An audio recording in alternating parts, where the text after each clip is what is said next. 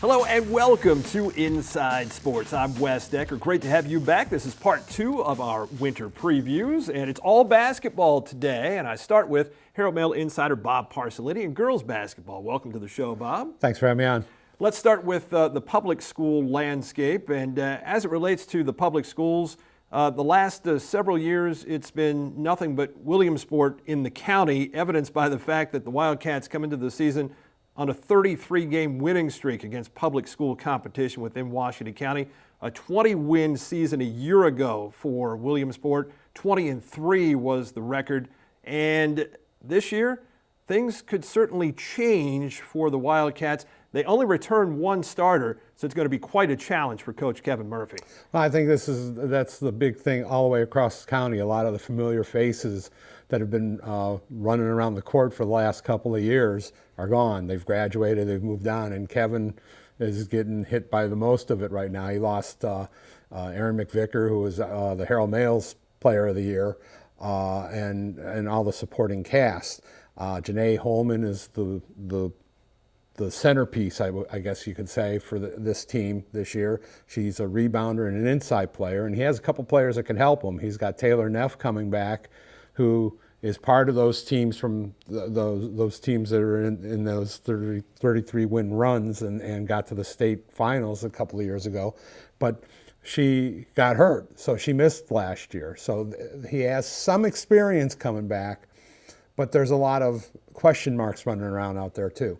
And one thing is, even if you can navigate through the county, for Williamsport in particular, after that, in that region, it's unbelievably stacked. I mean, you've got Oakdale, you got Liberty, and then in Williamsport's section itself, Walkersville, Middletown, Seneca Valley, Poolesville, and Damascus.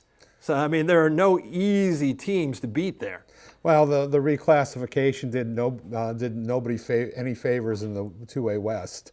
And, I mean, we saw that in football, and I think you're going to see that across the board, at least right now. I mean, those are the hot teams.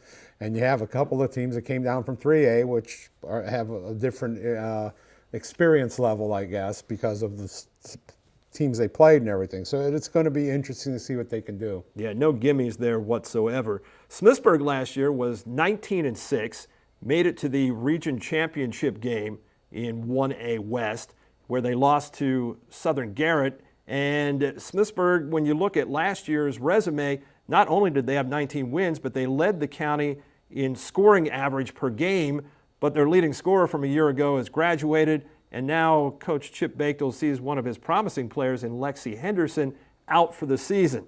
So where does that put him? Where does that put Smithsburg as the season begins? Well, the surprise for that team last year was Ashley Davis. Mm-hmm. And she came on, and I think now she turns into the focal point or somebody to build around. She's more of an inside player than an outside player. So that's something they can build around. I mean, there's a foundation there. So the cupboard isn't exactly bare, but it's got a little bit of experience. But again, there's those pieces that are filling in for those proven pieces that have to prove themselves. Yeah, well, that's a good way of putting it. Smithsburg lost 3 times to Williamsport last year. Smithsburg, in turn, defeated Boonesboro 3 times last year. Sam Connolly's Warriors, 11-13 a year ago. Their season ended at the hands of Smithsburg. And if you look at it on paper, perhaps Boonesboro is the best equipped team starting this season to maybe do something within the county. They have a couple of their major players back. Caitlin Rogers and Ellie Conley are 2 starters that are back. They're the guards, basically. But kind of taking off from what Sam Conley told me, the rest of the team are Smurfs. I mean, they have a lot of very small kids or players, and they're going to have to work their butts off in order to get the ball off the glass to get things going, because the guards don't help you if they can't get the ball. And somebody's going to have to get the ball to give it to them so they can start things. So, I mean, I think the success of Boonesboro is going to revolve around how much defense they play and how many times they can get the ball either off the glass or off steals. Yeah, and the big question in the backcourt there is who is the point guard, who will become the point guard there for Boonesboro. Clear Spring last year, 8-15 overall.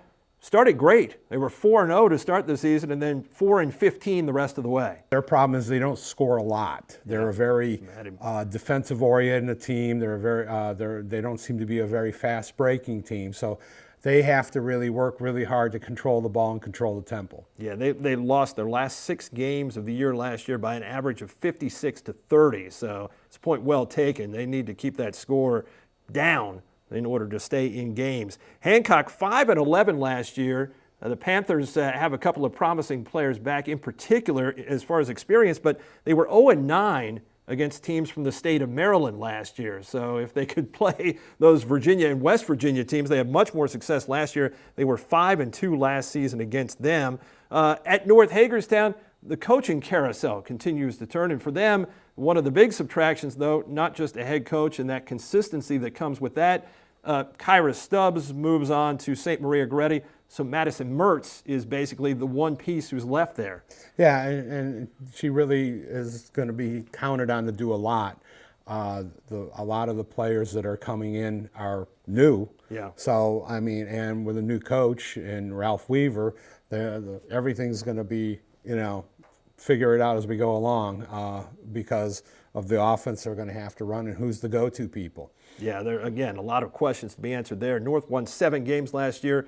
3 of them came against South Hagerstown, another team who's going to have to find a lot of answers here as the season goes along for Coach Helen Mency. The Rebels last year were 4-16. So that's a look at the public schools. We've got the private schools to go. Bob returns, and so do I, with those previews in just a moment. Champions are not merely born, they're forged in the crucible that is flag football. With equal parts turf, pigskin, and heart. That's why Buffalo Wild Wings donates to boys and girls clubs across the country to not only help thousands of kids learn about teamwork on and off the field, but to help them fulfill their destiny.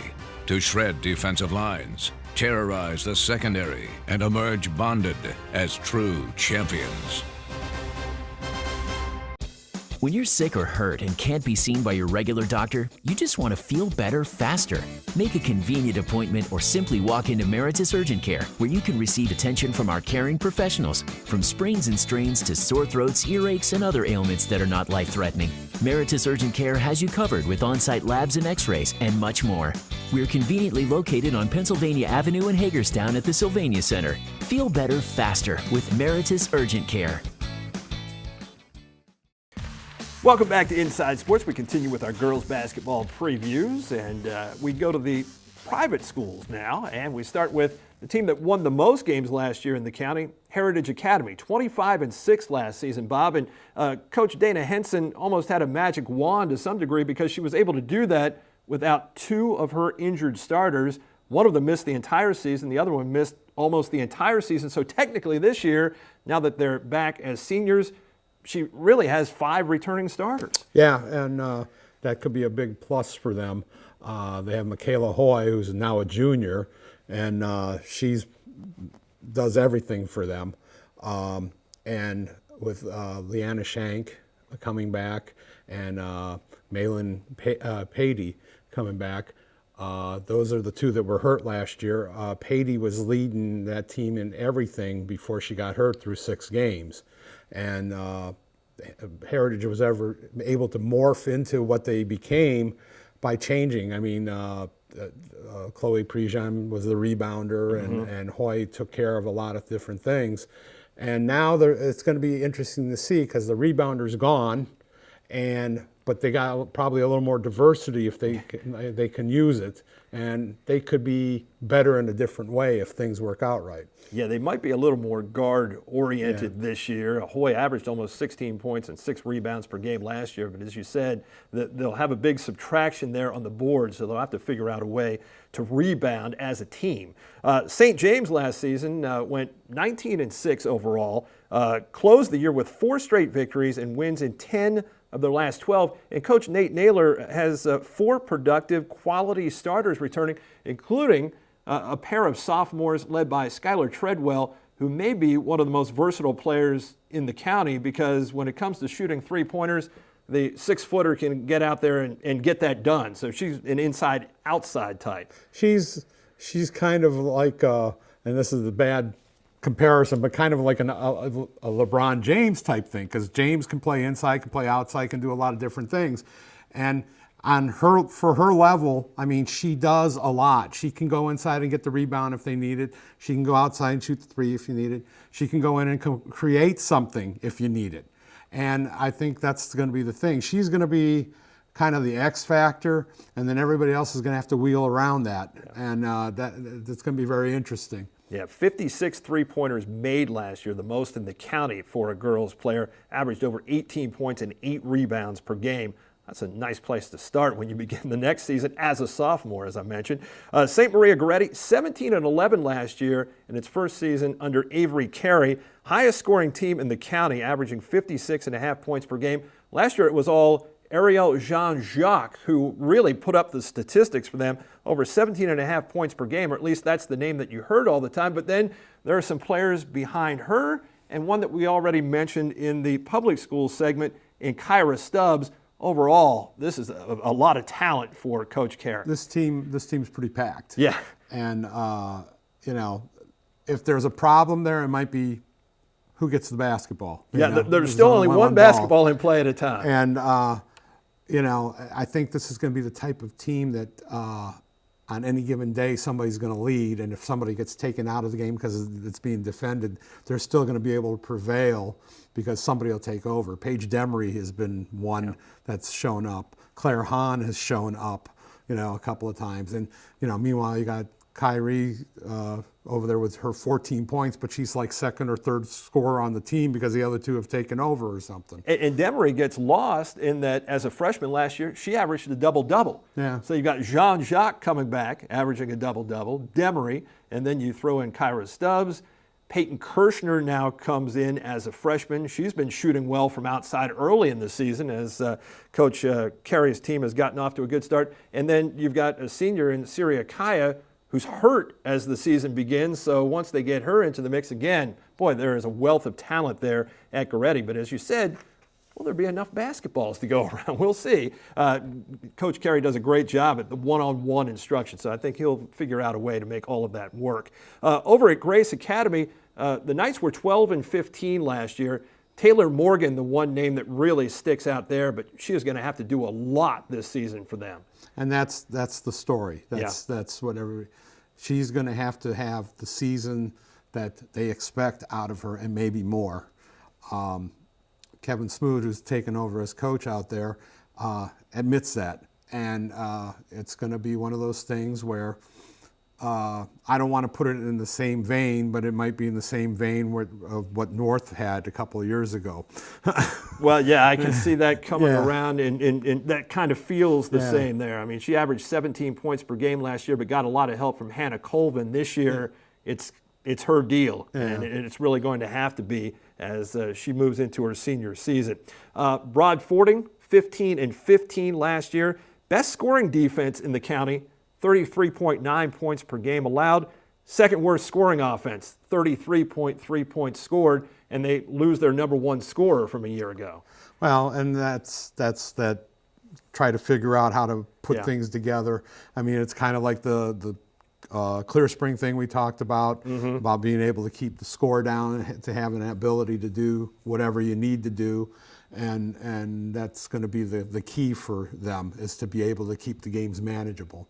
Well, that is the way we set things up for both the public and the private schools. We'll see how they play out from here. We can't control that, but we'll try to control and manage our tempo here on the show. We're going to take a break in the next few weeks, but Bob, when we come back after the first of the year, we'll see where the pieces are at that point in time. Thanks for being here. Happy holidays. Same to you. Thanks a lot for having me. I'll be back right after this. Kevin Dunleavy joins me, and we'll explore the way we see the boys playing out this season in just a moment. You have things to do and places to go, and HamiltonNissan.com is with you every mile of the way. Now you can choose the Nissan that's right for you when it's convenient for you. Use Hamilton's time-saving online tools to help narrow down the choices. Browse new and used inventory, calculate payments, schedule a test drive, text or chat with an expert, apply for credit, or get an instant cash offer for your trade right from your mobile device. HamiltonNissan.com, where car buying is made easy. At home, amid protest, questions were asked. as the Vietnam debate raged. For those who fought, From all walks of life, we went where our country told us to go. And sometimes we had to say goodbye to friends. the Joint Veterans Council of Washington County asks you to join with them and exercise the freedom of choice Vietnam vets helped ensure to honor their service and sacrifice with a monument in their honor. Freedom is not free. Donate today to the Vietnam War Veterans Monument. Welcome back to Inside Sports. Our previews continue. More basketball now, and boys basketball, and specifically on the public school landscape is where we go now. And joining me is Herald Mail insider Kevin Dunleavy. Welcome back to the show, Kevin. Thank you, Wes. Let's first talk about a couple of things that will affect the public schools this year. Number one, the institution of a shot clock. Yeah, it'll be interesting. A 35-second shot clock. It may not change the game that much. Teams that want to play possession by possession can still do that with 35 seconds. But it'll be something the coaches have talked about. The players have to get the mental clock in their head in order to play this way. So it'll be an interesting adjustment, especially early in the year. And then we have our schools competing in the Central Maryland Conference, so 15 teams altogether, divided between two divisions. Yeah. How do you think that will affect Washington County schools? It'll make competition tougher. I think North and South have traditionally played more Frederick County teams, and it makes them better by the end of the year. The competition is better, definitely, and there's more evenly dispersed good teams in Frederick County. So, I think they're more up and down in Washington County. So it'll be a good thing just from the standpoint of getting teams ready for the playoffs, I think. Yeah, you definitely want to play higher level competition to get you ready for that second season, that's for sure. Last year, Williamsport was a team, speaking of the second season, that got to about the point where they've gotten now the last several seasons. Their final record, 17-8. Coach Grable sort of laments the fact that they just cannot get over that region hump, and that was the case last year against Century. This looks like a pretty good assortment of guys coming back for him, though. Yeah, they lost their top three scorers, but they've got 7 guys back that got rotation minutes last year. And Jacob Ball's probably the top guy, just a really hustling, good rebounder, good scorer, all-around player, and a good leader. I mean, he's a great guy to have there, along with Keith Hamilton as a defensive presence. This may be a team that lacks a little bit of scoring punch, but may be a better team overall. And he certainly emphasizes defense first, so I think that is going to be the building block that will send them in the right direction, depending upon how things play out. But yeah, certainly I think they'll get their scoring down as the season goes along, probably a lot in transition. North Hagerstown, 14-9 last year, but you talk about graduating 3 important players. Coach Hartman had his top 3 guys graduate. Yeah, it's almost the same storyline as Williamsport. Top 3 scorers graduate, but a lot of guys have good experience from last year. About 5 or 6 guys played a lot of rotation minutes, and they're the kind of players that may really blossom this year. Titus Baylor showed a lot of flashes last year, so it may look like they're going to struggle, but there's reason for optimism too. And North went 9-5 outside the county last year, so that's big when we talk about playing that CMC schedule. Clear Spring was just 10-14 last year. But I think when you look at those guys who are coming back, namely Connor Michael, Michael Myers, and Jarrett Lozich, they only played 5 games together last year, and that is a great nucleus with which to start. It sure is, and they've got a lot of experience. They got a lot of scoring punch there between those 3 guys that are their games are getting better every year.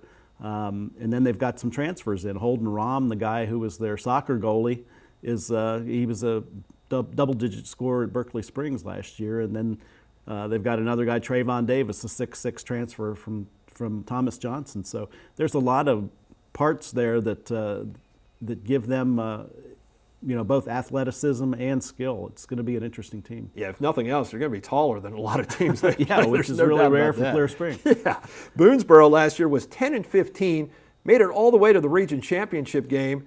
And Coach Ditterman now looks at a roster where he barely recognizes anybody after last year. I thought they graduated a lot of guys the year before. A lot of their scoring went away. But, man, what a job they did last year with Tyshawn Hanna coming in and all that. But this year, I only see one recognizable name there to me, and that's Jacob Humble.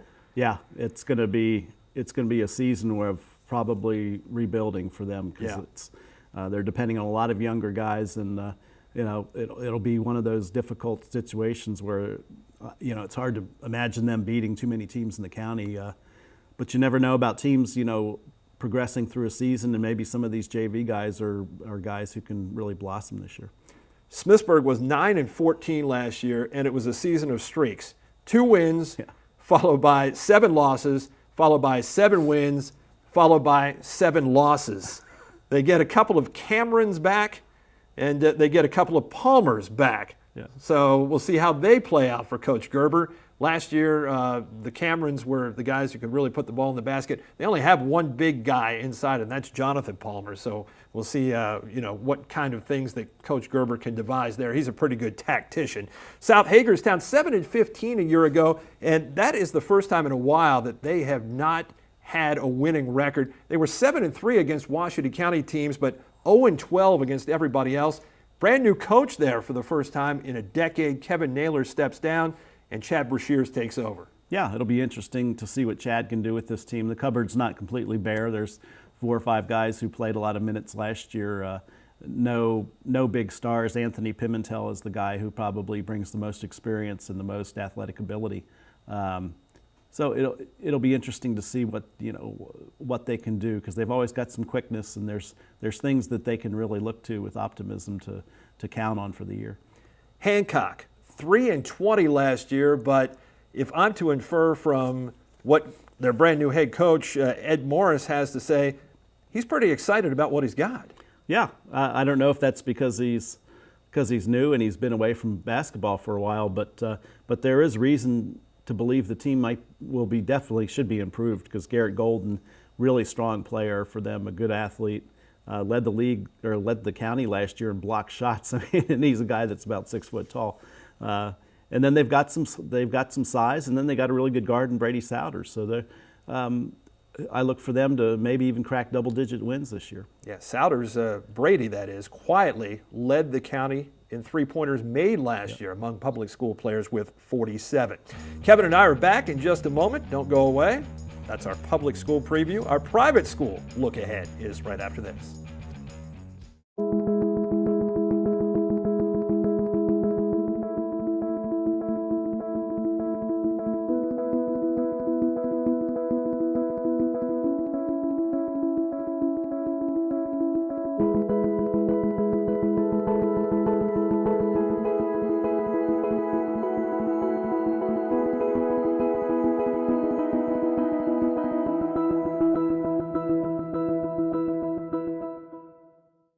Antietam Broadband's Flight Gigabit service is ultra high-speed internet delivered by a direct fiber connection. We are one of the few communities in the country to have it. But what does it mean? It means businesses will want to move here, which means more jobs, better jobs. It means access to world-class infrastructure for healthcare, education, and nonprofits. It means enhanced social and economic well-being.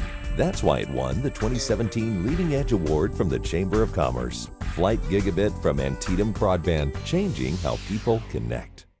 Welcome back to Inside Sports, our final winter preview. Boys basketball, private school boys basketball to be specific. And Kevin, I feel like I need to be bilingual when it comes to the private schools, because, man, they are getting athletes. And we've talked about this in years past, about Broad Fording in particular, getting athletes from all 4 corners of the globe. Well, now it seems like everybody's in the act. And we start with St. Maria Goretti.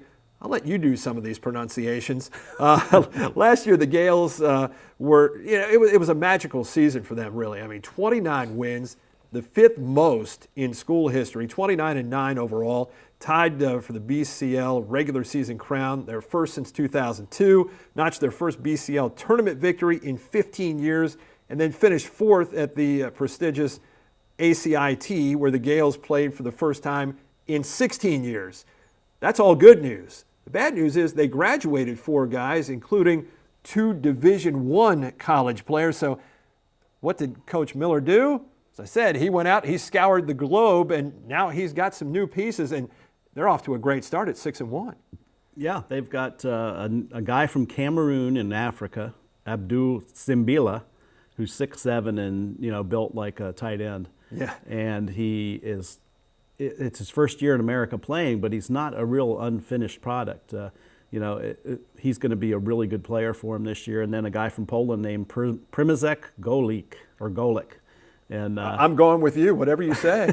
He's a versatile guy that plays on the wing and does a little bit of everything well, and a really good shooter. Yeah, he seems to be a good shooter, and a good shooter on the move, too. He doesn't have to spot up. And there's only one senior on that team, in Josh Mack, and Mack looks like he is ready to lead this season. Yeah, he's the one returning starter, and he's really coming into his own, because he was overshadowed by guys that had a little more talent last year. But he's a very good player, as he's shown early this year. Yeah, R.J. Blakeney, another player who is going to put up stats before this season is over. And December will tell us a lot about head coach Miller's guys. I mean, they've got 2 big tournaments in the month, and then in between, they have a game against St. James, along with everything else that they do. So this is going to be a pivotal month for them, no doubt about that. And when you talk about St. James, just 12-14 last year, which is kind of surprising. You go back and you look at that resume, compare that to the year before when they won everything in the MAC.